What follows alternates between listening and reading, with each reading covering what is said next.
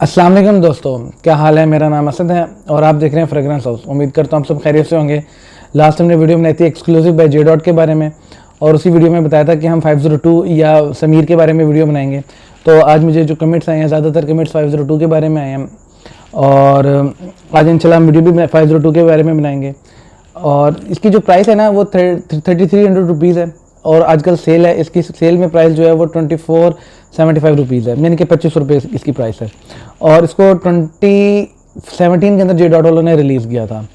इसके जो main accords हैं ना, इसमें स्पाइसेस की टोन्स भी हैं, इसमें एक प्लांटेशन यानी कि पौधों की एक फ्रेगरेंस जिस तरह होती है उस तरह की फ्रेगरेंस भी है और इसमें अंबर की स्मेल भी है और इस तरह भी है, मतलब एम्बर से इस तरह कह सकते हैं कि इसमें मस्कुलिन सी फ्रेगरेंस भी महसूस होती है।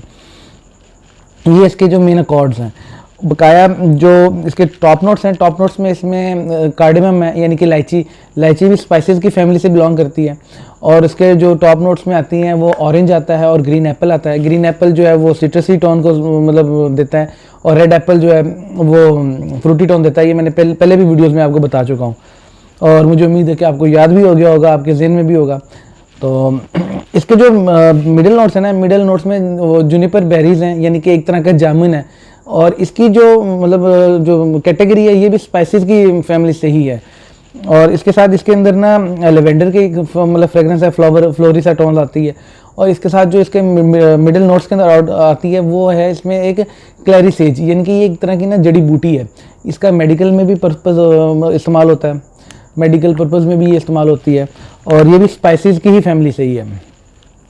इसके जो बेस नोट्स है ना, बेस नोट्स में इसमें एम्बर है, उसके अलावा इसमें पचूली है और इसमें ओकामॉस है।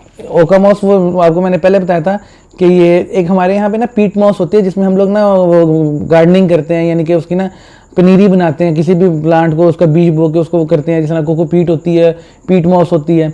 ये इसी तरह की ना ओकामॉस है। ये दरख्तों के साथ ना एक वो काई सी कह लें, एक हल्की सी झाड़ी सी कह लें, इस तरह की होती है। इसकी भी अपनी एक फ्रेगरेंस होती है। तो मतलब डिसेंट सी, स्वीट सी, डिम सी फ्रेगरेंस होती है इसकी।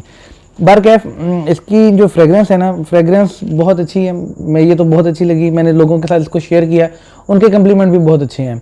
इसकी फ्रेगरेंस का आपको अरोमा इस तरह महसूस होगा कि ये स्पाइसेस मतलब ना जो इसके टॉप नोट्स है ना, सिट्रसी टोन थोड़ी सी देर के बाद ना जो इसको मतलब प्रॉपर एक फ्रेगरेंस ड्राई डाउन होती है ना, वो स्पाइसेस टोन के अंदर ही रहती है। फ्लोरल सी और स्पाइसेस टोन के अंदर रहती है, लेकिन ज़्यादातर स्पाइसेस टोन के अंदर रहती है क्योंकि इसमें ना इलायची, जामुन और वो जो क्लैरी सेज है, ये जो स्पाइसेस की टोन्स हैं स्वीट्स या फ्रेश स्पाइसेस की कैटेगरी के अंदर आते हैं। ये फ्रेश सी मीठी सी स्पाइसेस की टोन देती है, फ्रेश सी देती है। इसके कम्प्लीमेंट बहुत अच्छे रहे हैं, लोगों ने पसंद किया है। इसकी मतलब ना तंग करने वाली फ्रेगरेंस नहीं है, अपीलिंग फ्रेगरेंस है। मेरे ख्याल से जे डॉट की ये फ्रेगरेंस है जो मुझे बहुत अपीलिंग लगी, पसंद आई। तो इसकी जो एक ओपिनियन है, बड़े प्रॉपर ना ओपिनियन ये है कि इसके नोट्स जो है ना, टॉप, मिडल और बेस बड़े बैलेंस से एक मतलब एक होता है ना कि बिल्कुल मिक्स हुए एक बड़े कहीं सोपी टोन आ रही है, कहीं पे कुछ टोन आ रही है, कहीं पे कुछ टोन आ रही है, ऐसा नहीं है। बड़े प्रॉपर, बड़े बैलेंस और बड़े बैलेंस डिज़ाइन किए गए टोन है। मतलब ये बहुत मतलब एक सीक्वेंस में ये फ्रेगरेंस चल रही होती है। ये नहीं होता कि आपको यहाँ पे कुछ है, आगे जाके कुछ और ही फ्लेवर हो जाएगा, फिर उसके बाद कुछ और फ्लेवर हो जाएगा, ऐसे नहीं। बड़ा ही डिसेंट सी, एक लीनियंट सी, बड़े स्लो एक बड़ी प्यारी सी चीज़ है, आपको महसूस होती है। इसके अंदर ना जो मुझे एक चीज़ की कमी महसूस हुई है ना, वो मैं आपको इसके अंदर बाद में बताऊंगा। इससे पहले इसकी मैं लास्टिंग के बारे में आपको बता दूं। लास्टिंग इसकी इस तरह है कि ये मेरी ओपिनियन के मुताबिक जो मैंने इसको टेस्ट किया है, मैंने इसको टेस्ट किया। देखें आजकल का जो क्लाइमेट है ना वो भी थोड़ा हार्ड है। पॉसिबिलिटीज़ हैं कि इससे बेहतर क्लाइमेट में, यानी कि मतलब प्लेजेंट क्लाइमेट में इसकी लास्टिंग थोड़ी सी ऊपर नीचे हो जाए, या इससे और हार्ड के अंदर इसकी क्लाइमेट तो इसकी जो लास्टिंग है और प्रोजेक्शन है वो थोड़ी और वीक हो जाए। पॉसिबिलिटीज़ होती हैं क्लाइमेट के ऊपर और आपके यूज़ के ऊपर। इंडोर में इसके प्रोजेक्शन कुछ और होती है किसी भी फ्रेगरेंस की, और आउटडोर में कुछ और फ्रेगरेंस होती है, मतलब प्रोजेक्शन कुछ और होती है, लास्टिंग कुछ और होती है। तो जो आज की कंडीशन की जो मेरी मतलब इसकी टेस्टिंग है ना, मेरी टेस्टिंग इस तरह है कि ये 3.5 से 4-5 घंटों के आसपास इसकी ना लास्टिंग है। इससे ज़्यादा मेरे नहीं ख्याल कि ये लास्ट कर पाई है।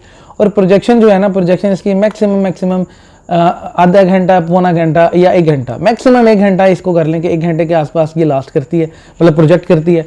और प्रोजेक्शन करने के बाद ना ये फिर स्किन सेंट हो जाता है। 4-4.5 घंटों तक ना ये स्किन सेंट रहता है, आपको खुद को महसूस होती है, दायमा किसी को नहीं महसूस होगा।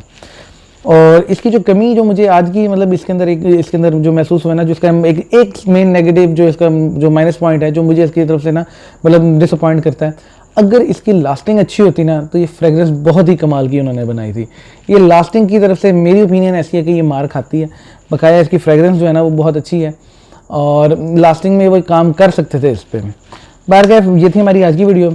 इंशाल्लाह नेक्स्ट वीडियो जो होगी वो समीर के ऊपर होगी और कल लास्ट डे भी है सेल का, तो मेरी कोशिश है कि उससे पहले पहले वो समीर की वीडियो भी बना दी जाए।